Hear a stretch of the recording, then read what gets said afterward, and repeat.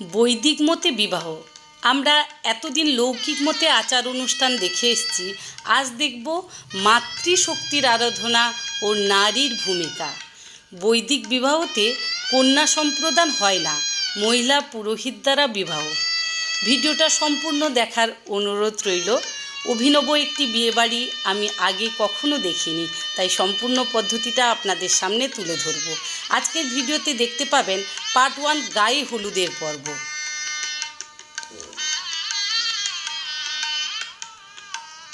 আর part 2তে থাকবে পুরুষতন্ত্রের শিকল ভেঙে নারী পরিচালিত পৌরোহিত্যের নতুন সংজ্ঞা। আর পার্ট 3তে থাকবে গীত সঙ্গীত। তাহলে চলুন প্রথমে আমরা পার্ট 1 গায়ে হলুদের পর্ব দেখে নিই।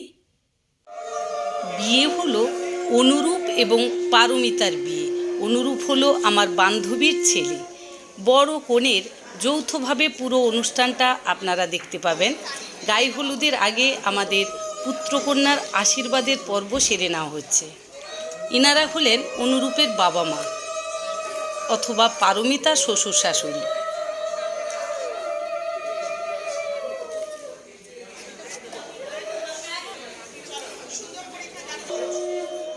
আর ইনারা হলেন অনুরূপের বৌদি ও দাদা, আর পারমিতার বড় জা এবং ভাসুর।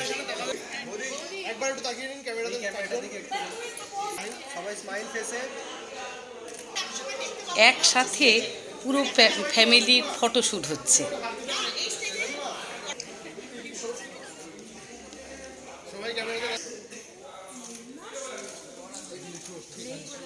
আমার সুন্দরী সব বন্ধুরা। ইনারা হলেন পারমিতার বাবা মা, অনুরূপের শ্বশুর শাশুড়ি। এখানে দুই পরিবারের সবাই আছে।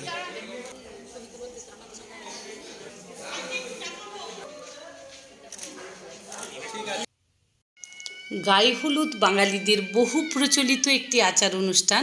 হলুদকে ভারতীয় সংস্কৃতিতে শুভ ও পবিত্র প্রতীক হিসেবে দেখা হয়। গায়ে হলুদের মাধ্যমে বরকনের জীবনে শুভ ও ইতিবাচক শক্তির সঞ্চার হয়, অর্থাৎ নতুন জীবনের শুভ সূচনাকে নির্দেশ করে।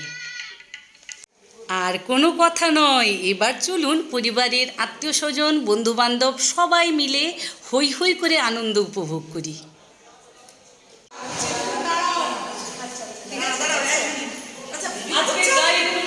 আমরা সব বন্ধুরা দাঁড়িয়ে গেছি, সব হলুদ শাড়ি পরেছি, প্রত্যেকে খুব সাজুগুজু করেছি। প্রত্যেকে একটু হাই করে দাও। আমরা মনটা খারাপ হয়ে যাচ্ছে, সেই জন্য মনটা ছেলে মা এরা হচ্ছে সব বান্ধবী, আমরা সব মডেল।